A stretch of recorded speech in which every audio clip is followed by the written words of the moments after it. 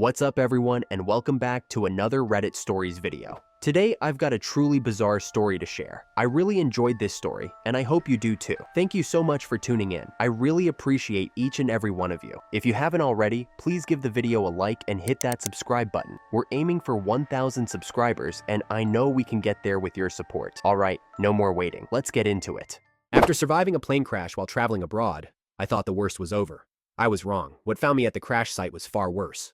Initially, my memories of the crash were limited, a fractured, imperfect recollection missing crucial details. When I tried to remember those details, a series of jumbled images played in my mind, like I was reviewing a handful of blurry, out-of-focus Polaroids that someone had shuffled into a non-chronological order.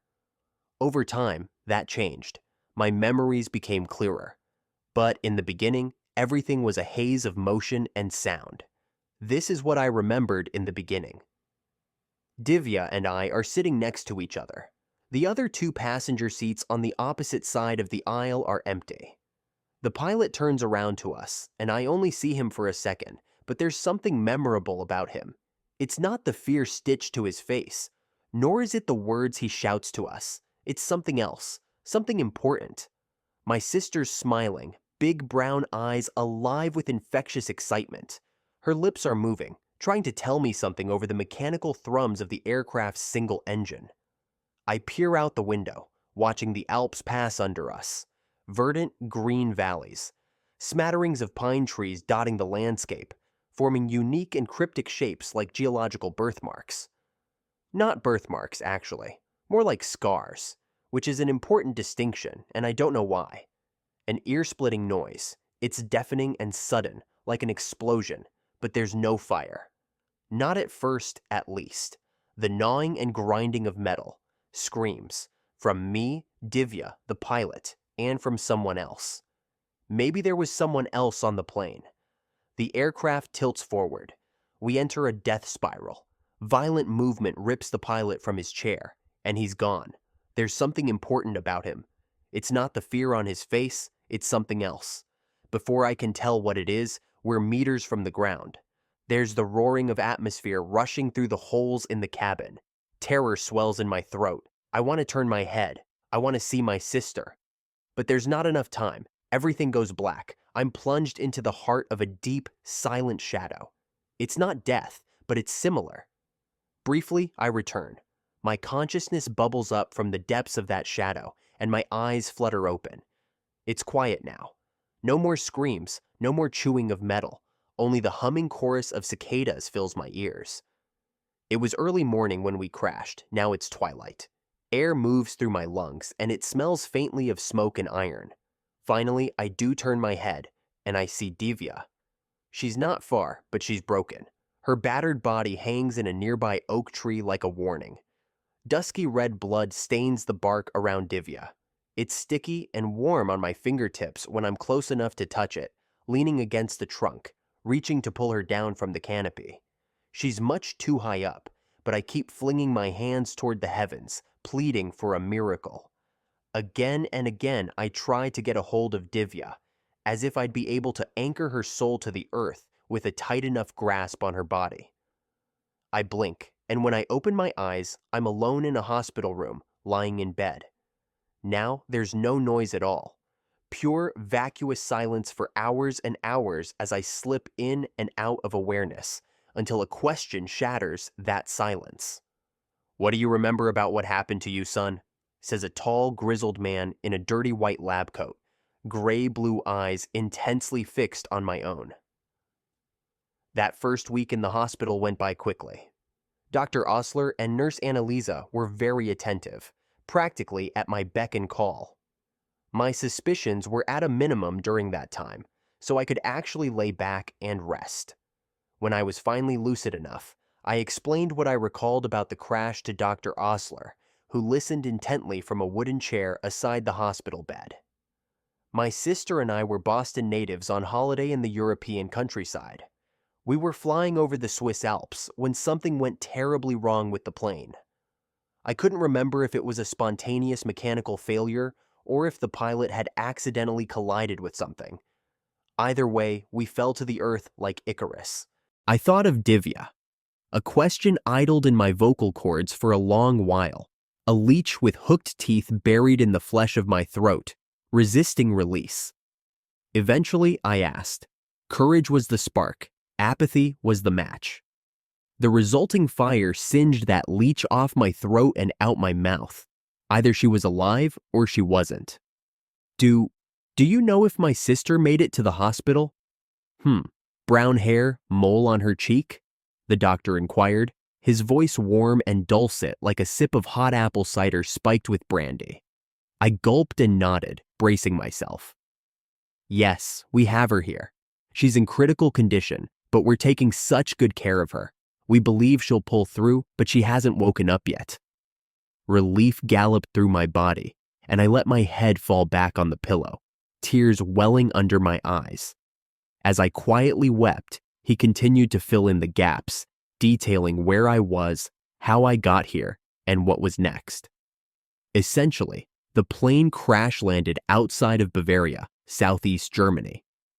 A farmer watched our meteoric descent from the sky and immediately called for an ambulance.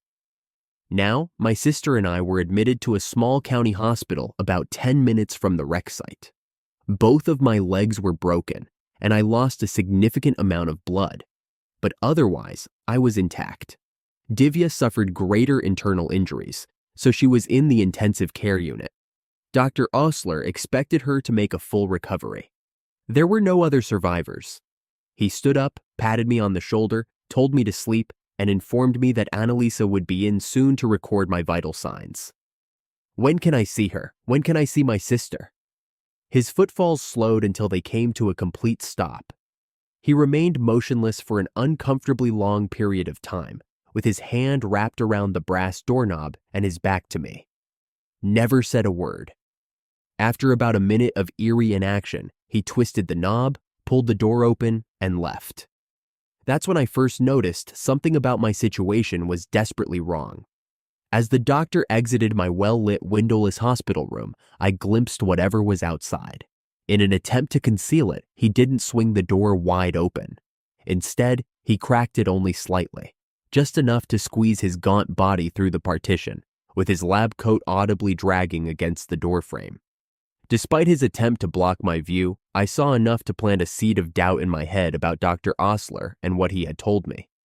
A clock on the wall read noon, but whatever was outside the door was pitch black. The foreboding darkness outside my room was only the first domino to fall, though. Once I fully registered the uncanniness of that detail, a handful of other equally bizarre details came to the forefront of my mind, and I did not have a satisfactory explanation for any of them. For example, the hospital was completely silent. No PA system asking for the location of a particular surgeon or announcing that visitor hours were over.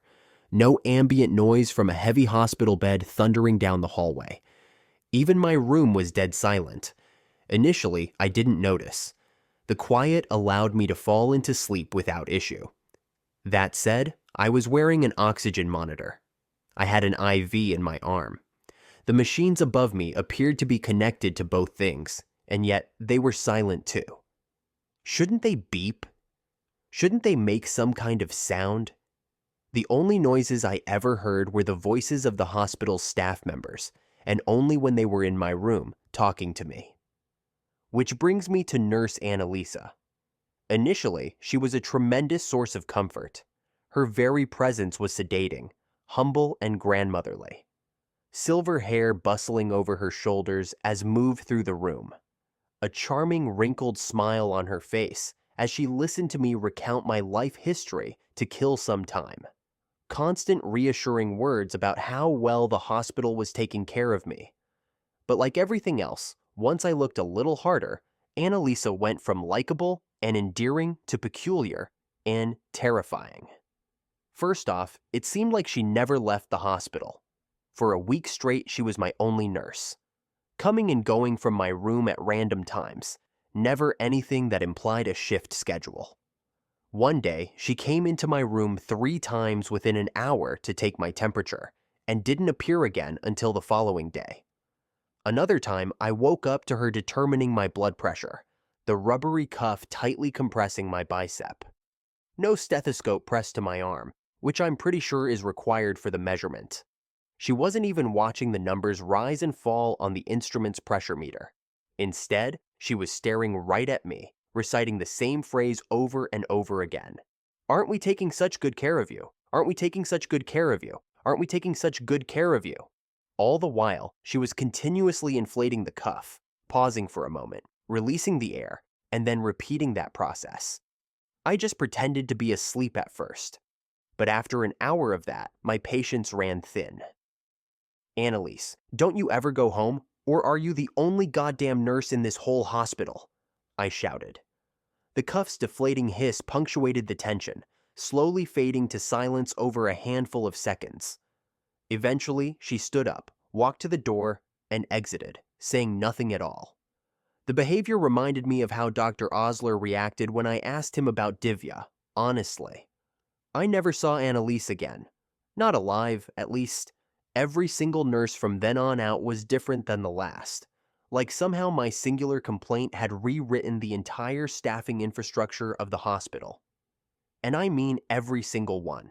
Now, instead of having one nurse day in and day out, I'd been visited by 30 different nurses over the course of a few days. It didn't make any sense. I asked for different nurses, and that's sure as shit what I got. After about a month in that room, and with my suspicions rising, I started developing an escape plan. The only thing that was really holding me back was my casts. Since the day I woke up in the hospital, thick, marble white plaster completely encased each of my legs. The casts didn't appear to have been applied by a professional, though. The surfaces weren't smooth. They were rough and bubbling. Some areas clearly had more plaster than others, and there didn't appear to be a rhyme or reason for that asymmetry. Not only that, but the material seemed unnecessarily dense and heavy, and the casts were tightly molded to each extremity. It was nearly impossible for me to move on my own, almost like they were created to function like chains, shackling me to that bed. Are my legs truly even broken? I considered, panic sweeping through me like a wildfire. I want to see my sister, I demanded. The nurse, a short man with a thick brown-red beard, dropped the clipboard he had been scribbling on in response to my defiance. It clattered to the floor. With a vacant expression painted on his face, he walked over to the door, opened it, and left. As the door creaked closed, I grimaced. The uncertainty of the oppressive darkness that lingered outside my room had, over time, begun to cause me physical discomfort.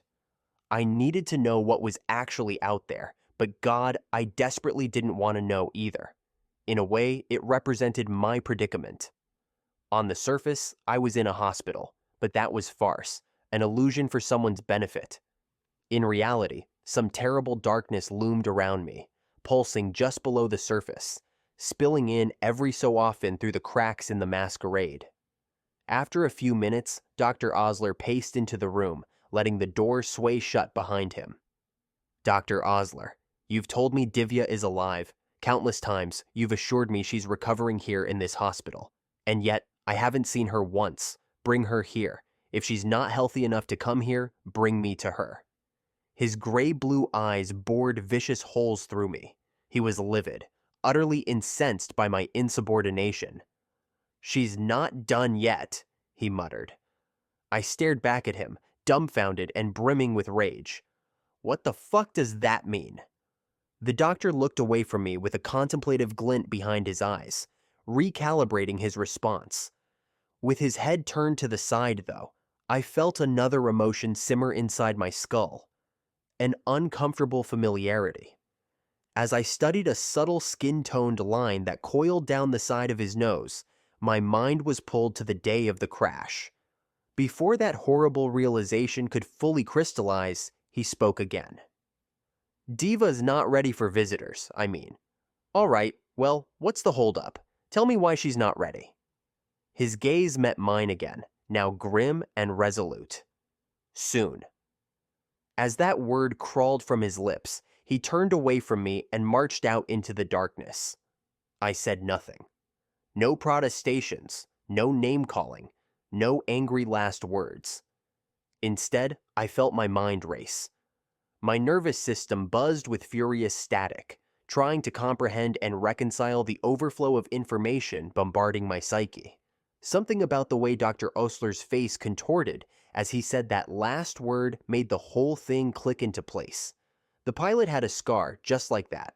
I could see it clear as day in my head, and I could finally recall what he said to Divya and me as he turned towards us from the cockpit, fear stitched on his face. Something just landed on the wing. Moments later, that something violently ripped him from the plane. The impossibility of that realization lulled me to sleep like a concussion. Mental exhaustion just shut my body down minutes after the pilot and Dr. Osler left the room. When I awoke, it was 1:15 midnight. I had been asleep for a little over 6 hours. I may have slept for longer had it not been for a sharp, stabbing pain in my low back, my salvation disguised as agony. I pushed my torso forward, twisting my hand behind my back to dig for the source of the pain. After a few seconds, my fingers landed on the curve of something metallic that had punctured through the fabric of the ancient bedding. Once I recognized the spiral object, my eyelids excitedly shot open. It was a tempered steel spring. Time and use had eroded the tip to where it had become sharp. The thing wasn't a buzzsaw by any means, but it was something accessible that could maybe dig through the plaster casts that were preventing my escape. However, before I could start trying to tear the spring out, a disturbing change compelled my attention. For the first time in a month, there was no light in my hospital room. As I scanned the darkened scenery, attempting to orient myself, I noticed something else as well. Something that pried the wind from lungs, leaving me breathless and silently begging for air. A motionless blob of contoured shadow in the corner. Someone was in the room with me. Who's there? I whimpered. The silhouette sprung to life, stepping forward until they were looming over the end of my bed. When it grinned, my heart leapt, dancing between relief, disbelief, and terror, never staying on one emotion for too long before moving on to the next in the cycle. Divya. At first, she nodded her head slowly, but over a few seconds, her nodding sped up, becoming frantic, inhumanly quick vertical pivots that seemed to have enough force to shatter the spine in her neck. Greedy paralysis enveloped my body. I couldn't move. I couldn't speak. I could just watch as Divya lumbered around the side of the bed until she was right over top of me, still rapidly shaking her head up and down. As she bent over the bed's railing, the nodding stopped abruptly. Nearly forehead to forehead, my sister finally responded. "Yes, it's me. Don't worry, okay? In fact, don't ask about me. I'm fine. They're taking such good care of us here." Her eyes were no longer brown. They were gray-blue, like Dr. Osler's, like Nurse Annalisa's, like every nurse's eyes, actually. And with that, she stood up, turned away, and walked out the door. From that night on, I accepted my sister was dead. With my attention undivided, I worked singularly towards escape. Grief could come later, after I was away from the thing that had killed her and commandeered her body. Disassembling the casts with the sharpened end of the spring was laborious. Every minute that thing wasn't in the room, I was scraping away at the plaster, making sure to focus my efforts on the underside of the mold rather than the outside. That way, if it inspected the cast, it wouldn't be as obvious that I had been incrementally weakening the plaster. If it was in the room, camouflaged as a real human, I smiled, engaged in pleasant conversation, profusely displayed my gratitude, thanked it every chance I got. That's what it really wanted, I suppose. It wanted to feel appreciated. Giving it appreciation kept it docile. Eventually, I could tell that I had damaged the cast to the point where I could break myself loose with a few more forceful hits. Once I did, however, I knew there was no going back. My intention to slip out of its clutches would be written all over my freed legs. And as much as I attempted to discern a pattern to its appearances in my room, I just don't think there was one. Unfortunately, that meant there wasn't a right time to make my escape. I had to guess and pray it wasn't nearby when I made my move.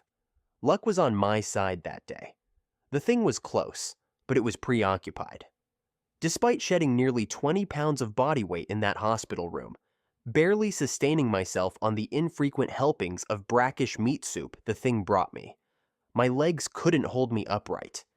They had simply atrophied too damn much, muscleless sleeves burdened with fragile bones and calcified tendons. Thankfully, my arms had retained enough strength to drag my emaciated body across the floor. With my back propped up against the wall aside the door, I halted my feeble movements and just listened. No footsteps running down the hall. No whispers of, "Aren't we taking such good care of you?" coming from right outside. All I could hear was the fevered thumping of my heart slamming into my ribs. I took a deep breath, reached my arm up to the knob, and slowly slid the door open.